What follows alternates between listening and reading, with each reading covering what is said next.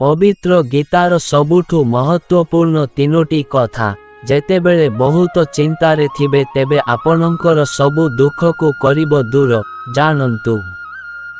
आपण समस्ते केउंठी तो निश्चित पढ़िथिबे किंबा सुनिथिबे कि जेतेबेले धर्मर हानि होइथाय एवं अधर्म बढ़िथाय सेतेबेले भगवान श्रीकृष्ण सबु जुगरे निजर एक नुआ अवतार धारण करंती, जेउंथिरे भगवान श्रीकृष्ण अधर्म को विनाश करंती एवं धर्मर रक्षा करंती बोली कहा जाए।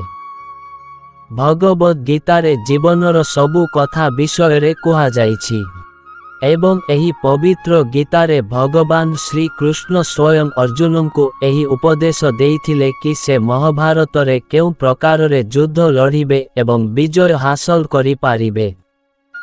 सेथिपाई कहा जाए कि आपण जदि निज जीवन रे सफलता हासिल करिबा को चाहुछंती तेबे आपनकु भगवद गीता पढ़िबा जरूरी अटे।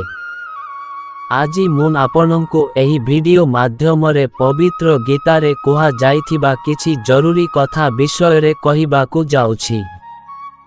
आसंतु जानिबा पवित्र गीता रे कहा जाइथिबा एही महत्वपूर्ण कथा विषय रे। भगवद गीतारे एही कथार उल्लेख करा जाइछि कि मानव शरीर मात्र गोटिए कपड़ार खंड संगे समान अटे। एही स्थान रे एहा दर्शाई दिया जाइछि जे जेउ प्रकार रे मनुष्य पुराना वस्त्र को त्याग करी नुआ वस्त्र धारण करिथाए, सेही भली आत्मा भी पुराना शरीर को त्याग करी एक नुआ शरीर को धारण करिथाए।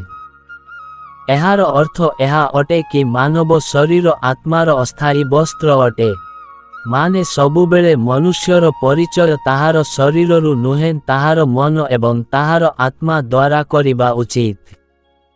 भगवद गीतारे एही कथार उल्लेख करा जाइछि कि क्रोध एक सामान्य भावना अटे, जहा सबु मनुष्य भितरे रहिथाए। एहा केउंठी ना केउंठी मनुष्य भीतर एक भ्रम उत्पन्न करिथाए जेउ कारणरु मनुष्य भल एवं खराब चिन्हि पारे नाही। सेथिपाई मनुष्य को क्रोधर मार्ग छाड़ी देबा उचित एवं शांतिर मार्ग अपनाइबा उचित। कौनसी जिनिष को अधिक चाहिबा क्षतिकारक होई पारे। पवित्र गीतारे भी यह कहा जाइछि कि व्यक्ति को निज संपर्क रे थिबा मधुर किंबा राग किंबा खुशी हेउ कि दुख सबु परिस्थिति रे निजर जीवन को संतुलन करी रखिबा उचित, अन्यथा मनुष्य को कष्ट भोगिबा को पड़ी पारे। भगवद गीतार एही उपदेश को जदि आपण निज जीवन रे काम रे लगाइबे तेबे देखिबे सबु किछि ठीक होई जिवो एवं आपण सुखरे बंची पारिबे। बंधुगण, वीडियोटी भल लागिले वीडियो को गोटिए लाइक एवं आमर सत्य गाइडर यूट्यूब चैनल को सब्सक्राइब करिबा को भूलिबेनी। धन्यवाद। जय श्री कृष्ण।